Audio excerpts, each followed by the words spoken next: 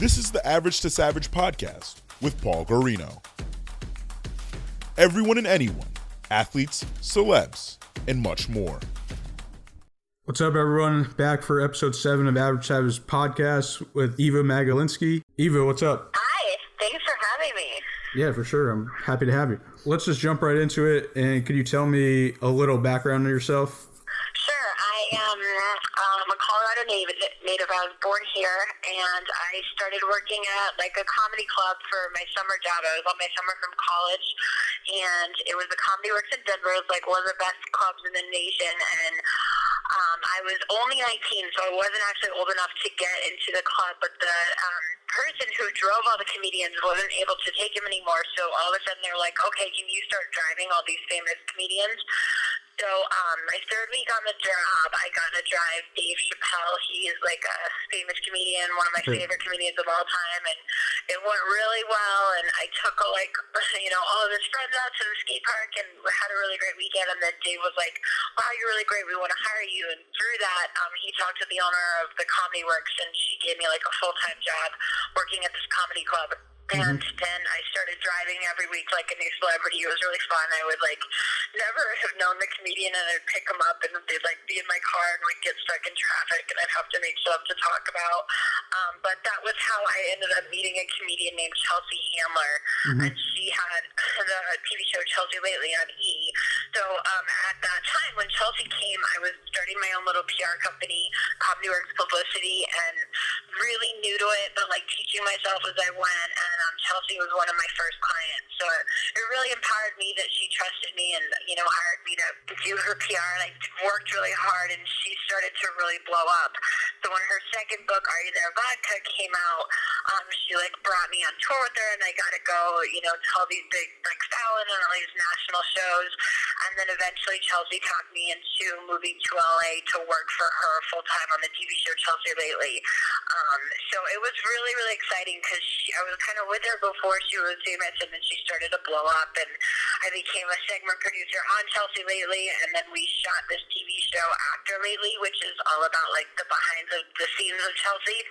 And it was like all true stories. Like if you would be at your desk and get up from your computer, Chelsea would like get on and send out an email like to the whole staff from your account being like, does anyone have a condom, or like all sorts of stuff.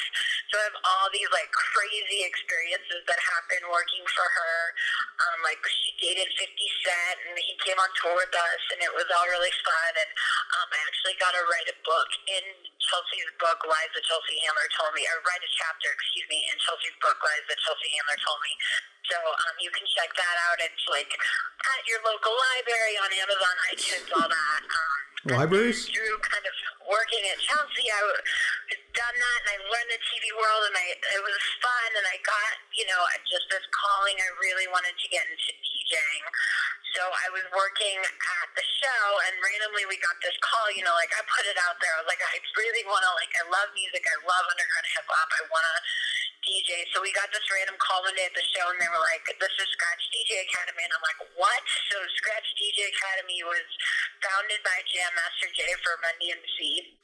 And I immediately signed up and started going to school there. And they literally it's like the top DJs in the world teaching you how to scratch, how to do everything. And DJ Revolution, who is an idol of mine and one of the top scratch DJs in the world, taught me to DJ. So I sucked for years and years there, just failed, bombed, was really bad at it. And then I finally got really, really good. And I put it out there because my nickname for myself, I say I'm a self-proclaimed game changer. I'm like, well, you can't say you're a game changer without being a game changer. So thought about it. I'm like, well, how would I be a game changer? What would I do? And I was like, well, I want my first ever show to be a 5,000 seat amphitheater. So put that out there. I was like, okay, 5,000 seat amphitheater. Don't know how, I just know it's gonna happen. And my sister had bought me a pair of gold Adidas. So I took them in my closet and looked at them, and I'm like, I'm gonna wear those at this 5,000 seat amphitheater. Well, next thing you know, that's why really you gotta dream big and think big. A friend that I went to high school with, it actually turns out he was a promoter for this amazing show. He's got this company, Icelandic Skis, and Sam Warren and his really good business partner, Ben Anderson. Like, they promote these amazing shows. So I called him and I was like, I really want to have my first public DJ show be with you. So my first ever public DJ show was actually Red Rocks Amphitheater in Colorado, and it wasn't 5,000. That's like a 10,000 seat outdoor venue, and I got to open for Damian Marley and Victor Laser. Wow, that's a crazy story already. So back to working for Chelsea, the Chelsea Lately show. So you basically started there like kind of out of college, right? Yeah, I was going to the women's college at the University of Denver, like on nights in the weekend when I was working at the Coffee Works. So I worked full time and went to school, like got my degree while I was like in my free time, basically. And then I graduated and moved out to LA. Gotcha. So you became close friends with her, and you got to write a chapter in her book? Yeah. So what was that like? What was that experience like? Oh my God, it was unbelievable. I actually just wrote the chapter and put it on her desk, and I really do believe in, like, you know, people are like, how do you do stuff? I'm like, if you want to do something, like, you got to be proactive.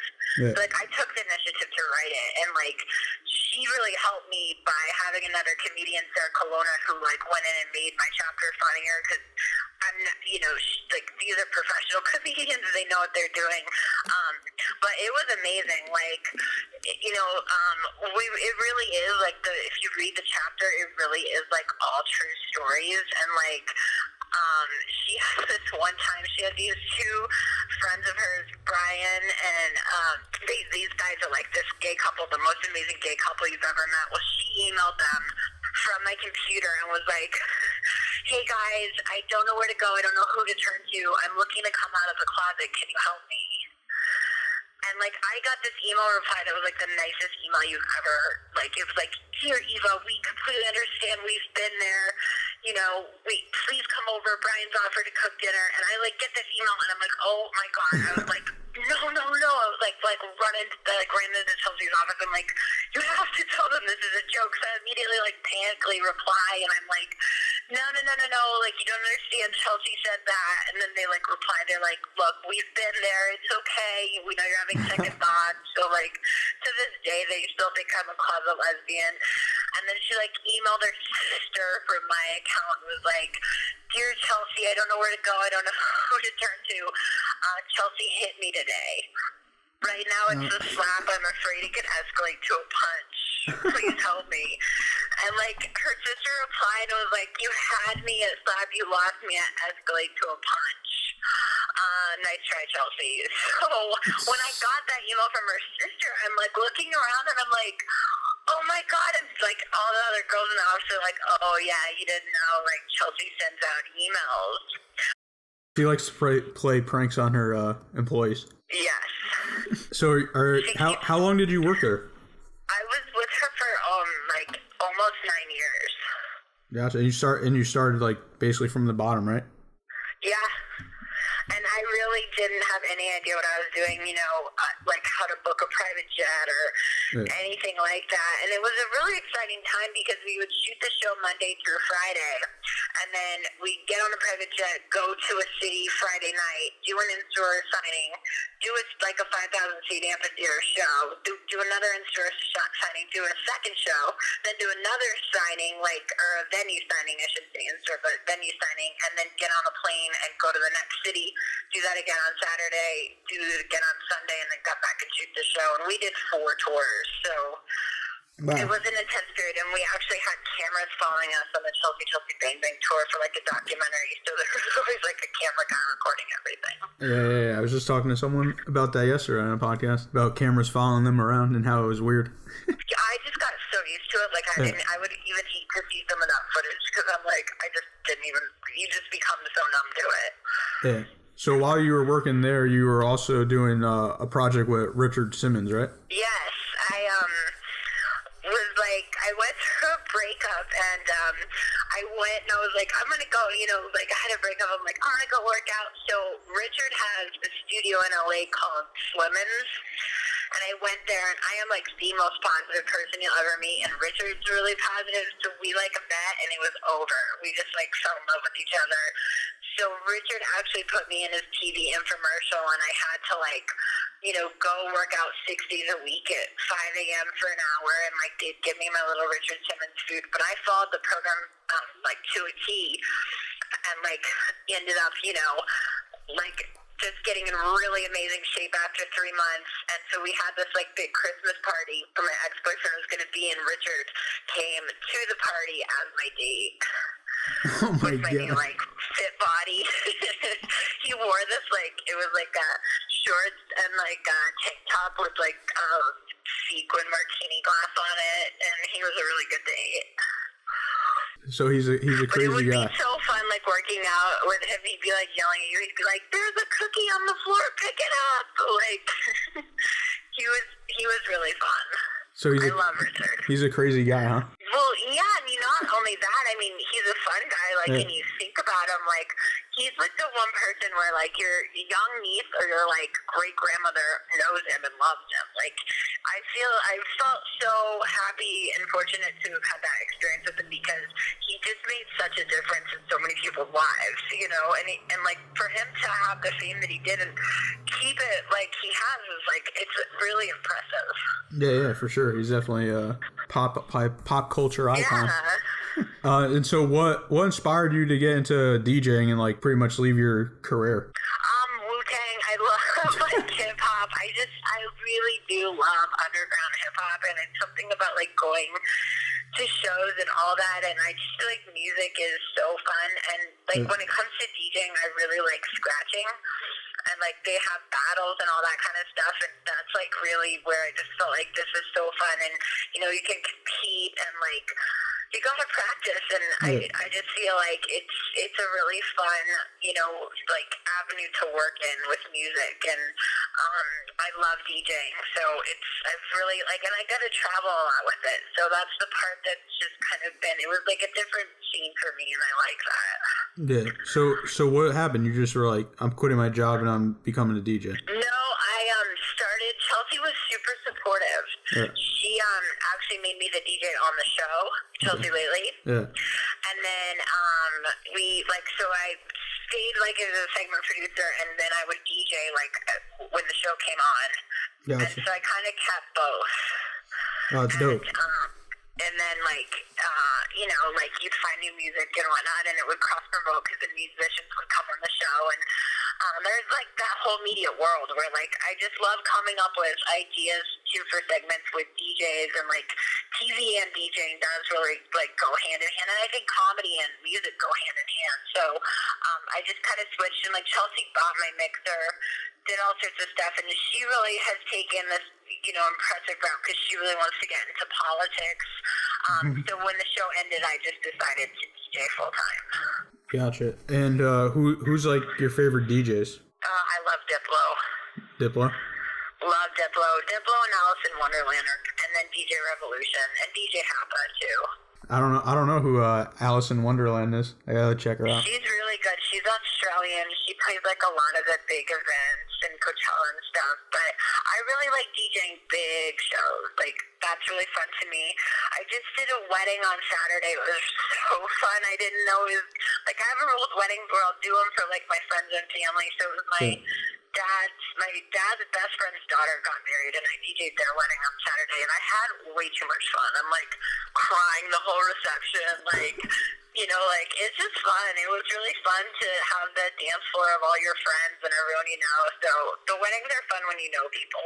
Yeah, for sure. So is that what are you like mainly doing? Are you doing like parties? Right now, I'm just really focusing on. I have some big shows in the works for this year and next year, and I'm talking to a couple of people about touring with them and opening for them, and then I'm really trying to hone in on my practicing, because like with scratching and vinyl, I really want to get into like the competitive DJ world.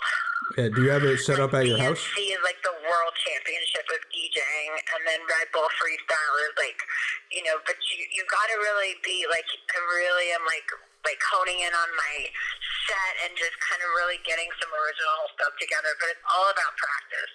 Yeah, for sure. I mean, that's pretty much with everything, right? Yeah, right? So what does your setup look like? Is it at your house? Like you practice Yeah, here? I have two techniques and a rain mixer, and then I also have a controller, which is a Pioneer Serato controller. But I like the controller a lot because, like, I've been doing a lot of outdoor events and, like, on patios and stuff like that for summer. And, like, in the summer, you can't have vinyl right in the sun. Or, like, if it's windy or whatnot, your needles can blow around. So I do like this little controller because it's, like, it packs up and it goes to all sorts of stuff. And I'm working on, like, some events for Victoria's Secret and just doing fun shows. I found, like, when you can, when you DJ for the women or you get the women to the shows, the guys come. Yeah. So, and it's like when the dance floor, when you get the girls dancing, the guys dance. Yeah, for sure. So are you trying to get on like songs and stuff like that, like with like rappers and stuff like that? Absolutely. Yeah. Is that like the ultimate goal? I really do love Wu-Tang, and like I just love hip hop. I've always loved hip hop, and I have this like really cool realization. I'm like, God, all these legends I look up to, like the Beastie Boys and Wu-Tang, and like all these amazing people like Run DMC, like they're all still alive, you know, and they're all around. And I'm like, I want to work with all the like that. I really do, and I give a portion of all the money I make to Girls Inc. because I realize too, I'm like, wow, now all these guys have daughters who are in hip hop, you know, and they're coming into hip hop, and I just like the idea of kind of setting a new standard for women in hip hop. Yeah, that's awesome. So yeah, you could just reach out to them on social media. Most of them have it. No, I know, it's so crazy. Like honestly, it kind of freaks me out sometimes. Like there's like a couple rappers, or like one of them will like a photo or something, and I literally like fall out of my chair with excitement. Like I can't even take it when like I have little things that'll come up or someone will follow me, and I'm just like, it's amazing what you can do with social media nowadays. Yeah, and you just slide in their DMs. Yeah. I like love water slides. I'll like go to the gym, but I like don't work out. I just go down on the water slide over and over. So I made my sister, I'm like, you gotta take a picture of me going down the water slide so I can post and be like, here's me sliding into your DMs. There you go. So I know you keep on saying, I'm assuming you're a big fan of Wu-Tang, but what other music do you listen to or like? I love Dilated Peoples, and like Evidence from Dilated Peoples. Evidence is like my all-time like number one. His style and his music, I love. Atmosphere. They do so much amazing stuff. Living Legends. I really like the group Karmic. They're actually friends of mine, but they're like up and coming. I really like. I'm always open to everything, and I play everything when I DJ. I have everything. I love the idea of when you can put like hip hop with country or whatnot, make it sound good. But I think at the end of the day, it's just about playing good music. So I always try to be really open-minded and check out as many groups as I can. But I would say my all-time is like Atmosphere, Evidence, Dilated Peoples, Living Legends. Gotcha. I'm into the right now. I'm into the trending Spanish/English songs, basically, like the rapping and like the Spanish. You're gonna have to send me some of that. I want to hear some of it. Yeah. I really like Juicy J right now too. I'm in like a Juicy J phase. Why, he has new stuff out?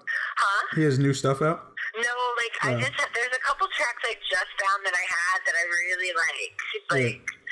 He's just got a really cool style. Yeah, for sure. Yeah, even like, I mean, even when you go to look up songs on like Spotify and then you see the album, then like there's songs that you never heard of, but they obviously been out, but they just weren't like mainstream. They're good. And then you're like, how did this not become huge? Like, it's, you know what, the one thing that I get more than any song right now, like as a DJ, like I will get asked to play like, if not once, like 3 different times a night. Yeah. What's that? Cardi B.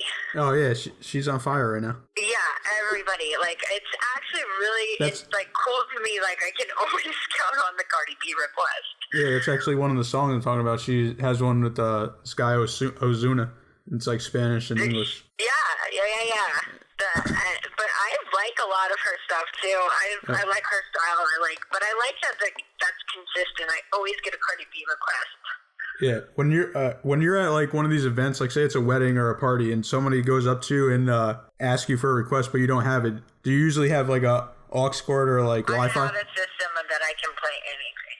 Yeah, because I went to a wedding, and I actually, like, 2 or 3 times this happened to me, and I asked them for a song, and they said they don't have it, and I was like, you don't got no aux cord? And they were like, no. I was like, what? You can't get on the internet? And they were like, no. And I was like, what's going on? Like, when I played the wedding, every track I had gotten, I had literally downloaded just for the bride, and I really catered to the bride. So then I kind of got the thumbs up from her from like a later on in the night that I could play all the requests, and I let all the little kids come up and I taught them to DJ and like. But I there's something to me, like, I really like playing a song when someone asks me to play something and it's like also really out there or crazy. I love the challenge of like getting it in and getting it on right away, and it's a good feeling when you can play it. Yeah. So at least you're ready to go. I have the abilities now to like get it and figure it out and download it or get it on like right away, so I can play it like within 30 seconds of the request. Yeah, for sure. Which the music apps is your favorite? Well, Spotify's a big one nowadays because when I'm preparing for shows, people always send me the links from Spotify. They find all the music on Spotify. Gotcha. So, like, you really gotta, have a good mesh with Spotify because it's a good tool. I love DJ City. It is, like, I really admire it. It's a music pool where you can get music from. I use a ton of iTunes, like, because iTunes is just... like, you can get the song right away, download it, add it. I probably use iTunes as one of the most. The part that gets a little tricky for me, like, it's like your biggest nightmare as a DJ if you, like, play the song and little kids are around and there's, like, a cuss word in it. So that's the only thing that gets a little bit tricky when it comes to requests because you gotta, like, listen, like, make sure it's clean, basically. Yeah, for sure. So what are your goals for a DJ? I really want to compete and, like, get to travel the world competing as a DJ. For sure. So like on the Red Bull circuit thing? Yeah, and the DMC, and like I really want to work to be in as many competitions as I can. I just love being nervous and like the pressure of like it's just fun. And like there's so many great people at the event and like such a culture and a world there. So I'm really looking forward to that. And then I like vacation, so I like doing gigs where I can go. I've been to like the Bahamas and like I like going to new places where I can go to DJ. Yeah, for sure. And I'm sure you meet a lot of people too, obviously just traveling. Yeah, and I want to keep up the amphitheaters. I've got some good plans in the works for that. So hopefully we can keep in touch and I can keep you posted. Yeah, for sure. So where's like, have you been on the East Coast too or just on the West Coast right now? I've been to New York and Miami and not Connecticut. I've not been to Connecticut. Where have you been in New York? Like New York City. Yeah. When I traveled with Chelsea, I got to go everywhere you can imagine. True. The only city I have not yet been to, which I have something in the works at, is Nashville, which is surprising because Nashville I hear so many good things about all the time. Yeah, me too. I think that's the new destination of like 2018 or something. Like the nicest people, like it's like, I can't believe I still haven't gone there. So I need to put that on my list of goals. You gotta get some country mixes in. Yeah. Well, I appreciate your time. And where could people find you on social media? I am on Instagram, and it is exciting, and I hope you will go add me or, slide into my DMs or whatnot. It's at Eva Magazine. So, like, a magazine, it's Eva Magazine, and that's actually a nickname I got from Chelsea. You can Google Eva Magdalenski on Facebook. It's EvAAMagdalenski. I've got Facebook pages on there. It's DJ Eva, DJ EvAAA with 3 A's. And I'm on Snapchat at Eva Magazine, Twitter at Eva Magazine. And how could people book you? I'm like Instagram is a good way. Like Facebook, all that. I check all those messages all the time, so that's a great way to go about it. All right, for sure. I appreciate you coming on. Yeah, keep up the great work, and hopefully we'll stay in touch. I appreciate it.